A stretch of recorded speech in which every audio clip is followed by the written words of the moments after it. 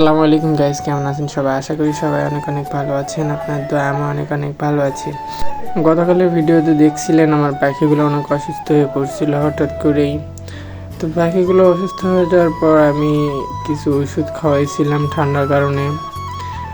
তো এখন আমি বুঝতে পারলাম যে আমার পাখিগুলোর কি হয়েছিল। আমার পাখিগুলোর ঘরে অতিরিক্ত গ্যাস হয়ে গেছিলো।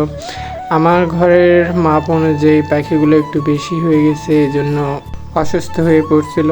তো ছোটোবেলায় যখন পাখিরা থাকে ছোট ঘর বা ছোট খাঁচাতেই কিন্তু হয়ে যায় সকলের, কিন্তু পাখিগুলো যখন ডিম দেয়, যখন বয়স 45 থেকে 48 দিন, ওজন 145 থেকে 40 গ্রাম ওজন হয়ে যায়, তখন পাখিরা চায় একটু ফাঁকা জায়গা লাগে, কারণ তারা একটু ঘুরবে ফিরবে, খেলাধুলো করবে।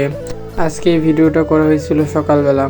তো সকালবেলা যখন আমরা খাবার দিতে যাই তখন দেখি 4 থেকে 5টা ডিম দিয়ে দিছে অলরেডি। তো বাকি পাখিগুলো এখনও ডিম দিতে শুরু করে নাই।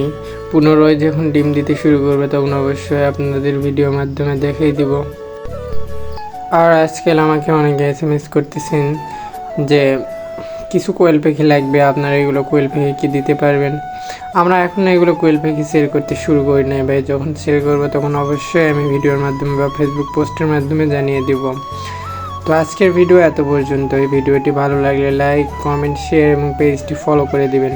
তো নতুন উদ্যোক্তা ভাইদের জন্য একটা কথা বলতে চাই যে আপনারা কোয়েল পাখি সম্পর্কে কিছু জানতে চাইলে বা বোঝার থাকলে অবশ্যই আমাকে SMS করবেন। আমি যথেষ্ট চেষ্টা করব আপনাদের SMS এর রিপ্লাই দেওয়ার। তো ভালো থাকবেন সবাই।